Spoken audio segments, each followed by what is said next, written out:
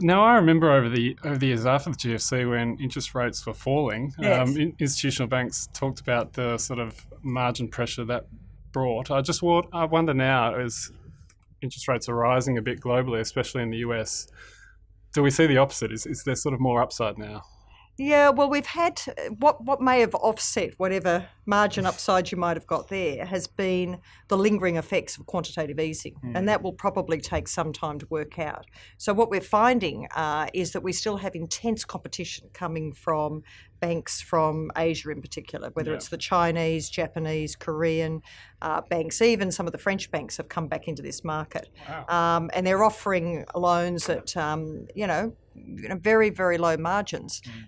We don't think it's sustainable. We think it's a short-term phenomenon, and we're here. This is our home ground, and we've been the bank that stood by so many of our customers through thick and thin, and I think many of our customers appreciate that. Now, a nice thing in the result, which I hadn't seen from an institutional bank in a while, was actually a lift in margins. I Yes. think the NIM went up slightly. Yes. Can you tell us the dynamics around that?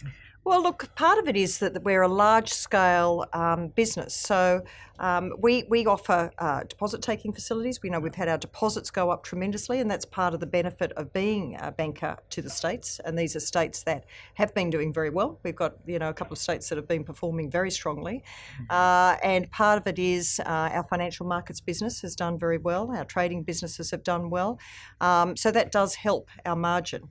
And I know from recent travels I've just had across the world that our returns are actually the envy of not just some of our domestic competitors, but certainly of our global competitors.